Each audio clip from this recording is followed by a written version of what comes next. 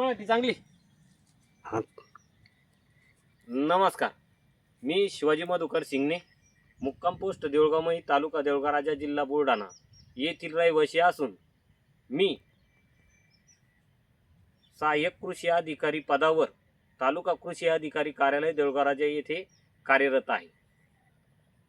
ही माझी वडिलोपार्जित एकूण 10 एकर जमीन. या जमिनीमध्ये मी मागील 4 वर्षापासून शून्य मशागत तंत्रज्ञानावर शेती करत असून नानाजी देशमुख ग्रामकृषी संजीवनी योजना कार्यान्वित होती. त्यामुळे माझा शून्य मशागत तंत्रज्ञानाशी व सरीवरंबा पद्धतीशी संबंध आला. त्यानंतर मी संभाजीनगरचे प्रकल्प समन्वयक गुलाबरावजी खंडागळे यांच्याशी फोनद्वारे संभाषण केलं व याबाबत माहिती मिळवली व त्यानंतर मी मागील 4 वर्षापासून टप्प्याटप्प्याने शून्य मशागत तंत्रज्ञान आणि सरीवरंबा पद्धत या पद्धतीवर मी शेती करत आहे. त्याचा फायदा मला असा झाला की माझं उत्पादन खर्च कमी झाला असून आपण पाहत असलेल्या या क्षेत्रामध्ये हे माझं कपाशीचं क्षेत्र असून याची शून्य मशागत तंत्रज्ञानावरील हे 3रं पीक आहे व बेड बनवलेले आहे.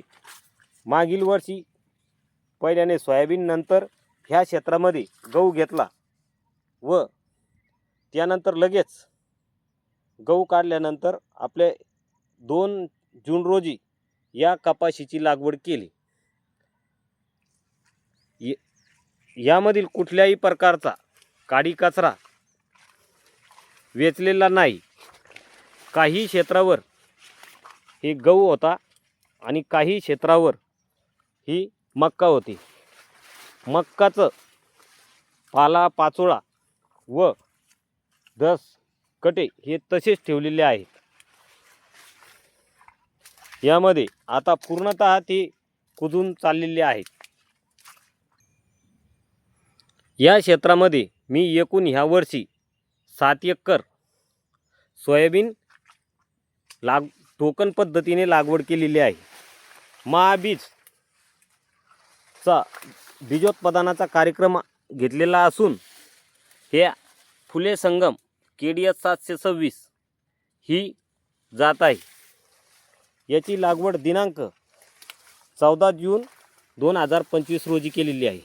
या क्षेत्रामध्ये मागील हंगामामध्ये प्रथम कपाशी व त्यानंतर कपाशी ही ऊस तोडायच्या कोयत्याने तोडून नंतर मक्का पिकाची लागवड केली होती. मक्काचे धांडे व कपाशीचे सुद्धा धांडे, आमच्याकडे याला पराठ्या म्हणतात, हे असेच ठेवून शेतात कुजवणे चालू आहे. आपण पाहू शकता हे मक्काचे धसा असून पूर्णतः कुजलेले आहे. प्रत्येक याच्यामध्ये आता उदई आणि गांडुळांची मोठ्या प्रमाणात वाढ झालेली आहे. हे पूर्णतः धसकट कुजत आहेत. आता थोड्या फार प्रमाणावर जे राहिले ते नैसर्गिकरित्या कुजून त्याचा जमिनीला सेंद्रिय कर्ब तयार होत आहे. हा आपण 5 एकराचा प्लॉट आहे आणि एक पुन्हा बाजूला 2 एकराचा प्लॉट आहे.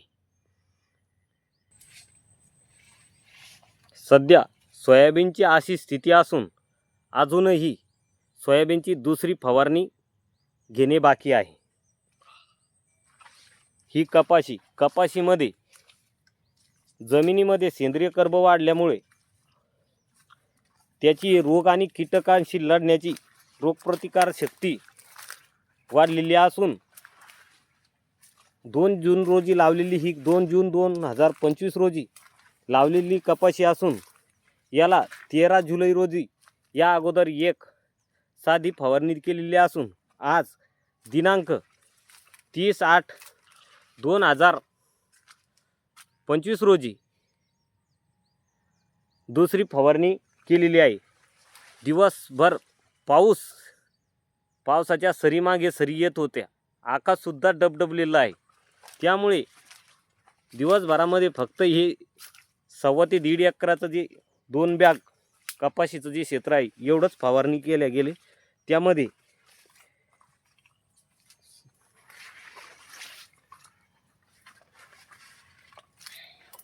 त्यानंतर आता आपण तुरीचे पीक पाहू.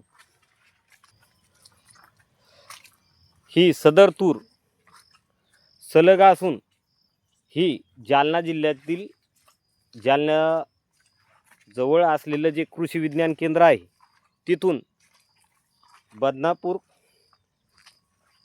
येथील संशोधित केलेली गोदावरी ही जात आहे.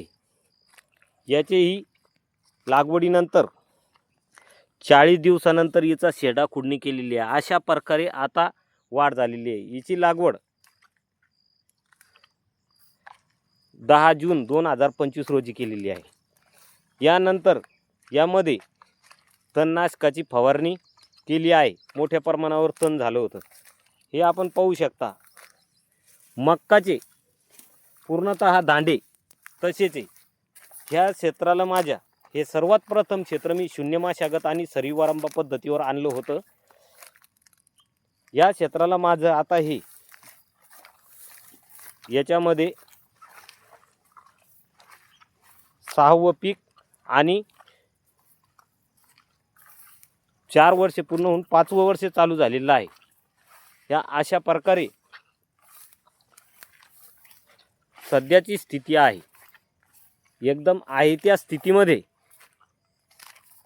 उत्तम प्रकारचे पीक असून हे माझी सर्व जमीन ही चिबड आहे. आपण पाहू शकता. मी तुम्हाला दाखवतोय की माझ्या शेतातून सध्याही पाणी वाहत आहे. हे मी नाली काढलेली आहे शेतातलं पाणी जाण्यासाठी. तर ह्या अशा प्रकारे येथून पाणी वाहत आहे.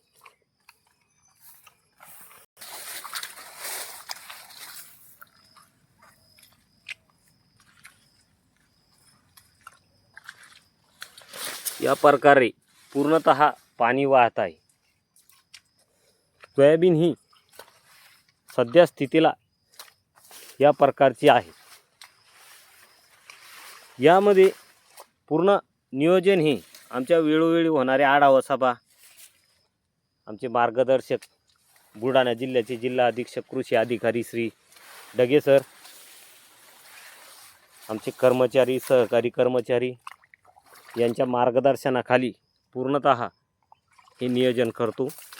यामध्ये कृषी विभाग, महाराष्ट्र शासन, आपले संभाजीनगरचे शून्य मशागतीबाबत गुलाबरावजी खंडागळे यांच्याशी मी वारंवार चर्चा करतो. मी या पद्धतीच्या शेतीमुळे पूर्णतः समाधानी आहे. तरी शेतकऱ्यांनी याच प्रकारे शेती करावी असे मी आवाहन करतो. माझ्याशी संपर्क करायचा असल्यास माझा मोबाईल नंबर 94 23 10 56 22. धन्यवाद.